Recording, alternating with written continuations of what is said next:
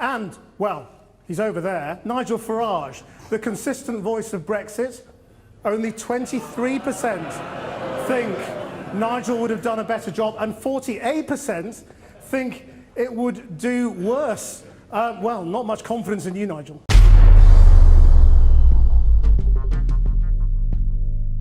Welcome back, everybody, and if this is the second video that you've turned up to watch, click that subscribe button because I'm sure you'll be in for more. Back at it once again for part 5 of Farage Gets Owned, and the amount of material out there just doesn't seem to end. Whenever anyone with a little bit of a brain comes along and takes on Farage, they seem to rip him a new one.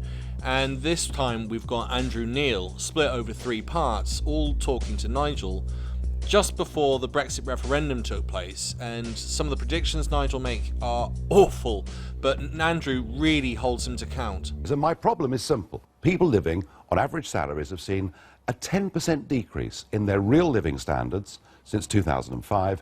And number 2, do you know what? We shouldn't measure everything in terms of GDP figures or economics. There is something called quality of life, and that means the ability to get your child into the local primary school. It means being able to get a GP appointment. It means your children and grandchildren being able to aspire to having a house, things that you took for granted yourself. And these things, with a population that has risen the way that it has, these things are now real concerns for millions of people. Since they're nearly all working, I mean, 82% of those from Eastern Europe are working. The rest are dependent families, compared to 72% of the British population. Our unemployment rate is now only 5%. Our employment rate, the percentage of the available labour force that's in work, it's at a record high. You cannot claim that migrants are taking jobs from those of us already here. Well, there are still 1.7 million people unemployed in this country, and if you look at new jobs created last year in the British economy, the estimate is about 450,000 new jobs were created last year, 80% of which were taken by people born overseas. You're going to have to bear with me here because I've obviously included the Cookie Monster for a reason, and it isn't just for the comic value of the fact he's obsessed with cookies. Nigel has clearly decided that the problem with the economy is that people are coming in, and that's stifling wages. For whatever reason, he hasn't realised that actually it's the people in charge causing this problem, because they're not increasing wages and they're not stabilising workers' rights. Both points of which Nigel's complained about on camera, saying these are the problems. But Nigel's solution seems to be one of immigration, and I will be doing a series of videos on that, sort of going into detail about where that's happened before in history, and I bet you can guess pretty much where I'm going with it. The reason I've got the Cookie Monster is because a capitalistic system, it has to have more going into it. It has to grow. And it doesn't matter what part of the economy it is. Everything needs to be increasing within a capitalistic system. It is a devouring monster. Thus, the use of the Cookie Monster. And of course, our system's been developed over the last 40 years to have an ever increasing demand. Cookie! Sorry, I couldn't resist, but no, not cookies, EU workers. What the government should have done was scrap 0-hour contracts, increase the minimum wage in line with inflation, protect workers' rights, enforce workers' rights, and... I've got a crazy idea. How about we get Starbucks, Amazon and Google to pay their fucking taxes?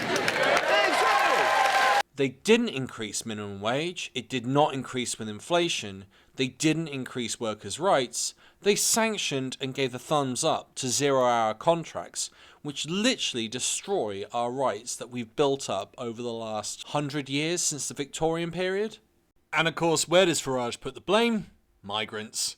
Now, I've included this tweet from Nigel in 2017 because I've just noticed he keeps slagging off Britain, and then he gaslights us all by saying, I'm sick to death of Ramonas, talking Britain down. He does the exact same thing. So every time he does it, that's going to pop up. That figure, of course, is disputed. Well, OK, disputed or not, you know, I'm sure we'd all agree that it's a majority. So the point I'm making is this. We're a successful country. We've got low unemployment. We've got very high employment.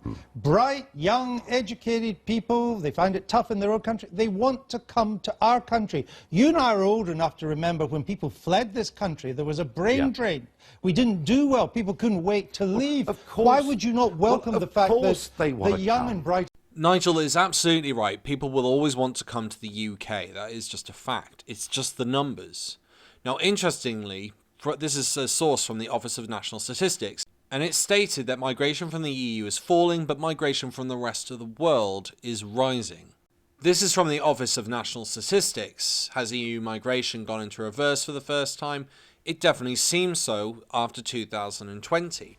However, according to Oxford University this year, there has been a seismic shift in migration patterns, with high-skilled UK workers moving to the EU. These increases in numbers are of a magnitude that you would expect when a country is hit by a major economic or political crisis. However, I go into detail about this in another video. Brexit thumped Britain. of Europe want to come to Britain? Well, firstly, the young and bright that come, it's actually destroying the Baltic states. I mean, Simply not true. Actually, the GDP of these countries are going up at the moment. In fact, Estonia is having a massive boom as a result of Brexit because of a number of British companies moving there. And here's Lithuania's GDP, and as you can see from 2016, it markedly goes up. we shouldn't measure everything in terms of GDP figures or economics. Here's Nigel for 30 seconds banging on about economics and how we're going to be richer. Say, wouldn't it be terrible if we were like Norway and Switzerland, really?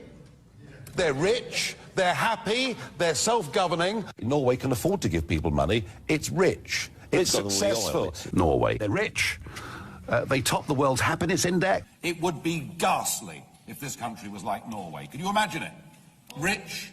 But what will Brexit offer? You're not giving me enough of an answer. 88% of the UK economy is not exported. We're in Wales, Mr. Farage. And yet, we're all stuck with single market rules. So I think in terms of small businesses, entrepreneurs, people setting up as sole traders, I think we've got a much better opportunity outside the European Union. You know, you take someone like Lithuania, who've lost a third of their population since they joined the European Union. So that's not good for them. Looks pretty good from their GDP, from what I can tell. They've been a beneficiary of being in the EU. The head of Europol had said that the EU's migration policy had led to 5,000 jihadists entering the EU. Let's just see what you said. He's now backtracking, isn't he? Let's just see what you said. Yeah. I take this very simple view. You quoted Europol at me. That same boss of Europol said that the migrant policy, and by the way, these are not refugees, they're mostly economic migrant policy over the last year. Another one of Nigel's really disgusting lies, that people are just coming here because they want our money. It's simply not true, and the statistics don't back that, neither do the fact that the courts are accepting large numbers of these people. Sparked by Angela Merkel, as we discussed earlier, has led to up to 5,000 jihadis coming in to the European Union in the space of the last 15 months. Turns out he didn't say that. Well, he did say that, but since I said that, he's backtracked. Where did he say it? Well, he said it, 3 months ago, 4 months ago. Where is that but on he's the now record that he backtracked. said it? Oh, I've got it on documentation. I've been using that quote since February of this year. But now, we're reaching a critical point in the referendum. He's now backtracking, but, crucially, what is he saying? Go on. So this is Rob Wade, right? Yeah. He's British, Yeah. head of Europol. To be very clear, Mr Farage's claim on the ITV debate that I've said EU migration policy led to 5,000 jihadists coming to Europe is 100% false. Well, we may as well hang up a sign saying terrorists So when welcome. You know, and I've been saying this now for well over a year. The point is this: we have absolutely no mechanism. The Schengen area has absolutely no mechanism of vetting or checking who anybody is. And despite, we do. Despite that clear risk, about 1.8 million people last year came in to the European Union. Now, of course, you can say to me, oh, it's okay, Nigel, we're not in Schengen. Well, thank goodness we're not in Schengen. However... And that's why Andrew Neil pulls that really baffled face at Nigel. Because we're not in Schengen, and he's using Schengen as a reason to leave the EU. Nigel is an idiot. He has worked in the EU for 20 years, and somehow he has learnt nothing about how the system operates. Or he's willing to lie about it in order to achieve his goal of Brexit, by hook or crook. However, as we know, if you're in Schengen, in fact, interestingly, after a European Court of Judgment ruling this week, even if you're in Schengen illegally, you can't be stopped from moving around countries. Right, but you can be stopped coming in. So that into leaves Britain. And again, he doesn't let up. Andrew Neil's calling him out on it, and he's still harping on about Schengen, which we're not in. leads in the short term to the pressures at Calais, Dieppe, Well, Dunkirk, and elsewhere. But longer term, it is clear, isn't it, that people who come and settle in a country will get, at some point in time, Right. EU Which brings passports. me to what I want to go on to, because the Sunday Telegraph reported you predicting Cologne-style sex attacks in Britain. If we say no such thing. You told the ITV audience you'd been misrepresented. Mm-hmm. But let's just see what you said on LBC radio in January. I think a lot of women are saying, goodness gracious me, if we vote to stay in, is this what's coming to this country? So Roy, Is it what's coming to this country? yes, of course it is. Cologne-style sex attacks in Britain. If we say no such thing. You told the ITV... You're just an old quack, aren't you? Caught out twice lying on national TV, both with Andrew Neil and an ITV audience just before the referendum. I mean, those 1,000 young men that were outside a train station in Cologne will, within 3 to 4 years, have German passports. Which means they effectively can come here. Which means effectively that they can come here. And there is a problem with this. Yeah, there is a problem. He's talking absolute bollocks. There is no way you can get a passport from Germany in 3 to 4 years. It takes 8 minimum. You've also got to learn the language, get no criminal record during that period, and pass a number of tests. Because Nigel ignores all of that. You did predict Cologne-style sex attacks. I may have done months ago, but I chose. He cannot stop lying, and that face is a face that he pulls just a second ago, and that's the type of face you get from someone who doesn't want to continue talking about that topic. But I chose, in this referendum, to try and make it a non-issue. Why? Because there are so many other things for us to talk about. However, is what I said in LBC wrong? Of course it's not. I'm sorry I keep stopping, but he's just doubling down on his lies. He just can't stop lying. Is there a problem here? And it's not just Germany, it's Sweden as well. But let's come to this issue that you said that they could then come here, because you said in a few years they'd be able to come here. But that's not true either, is it? Well, in Hungary...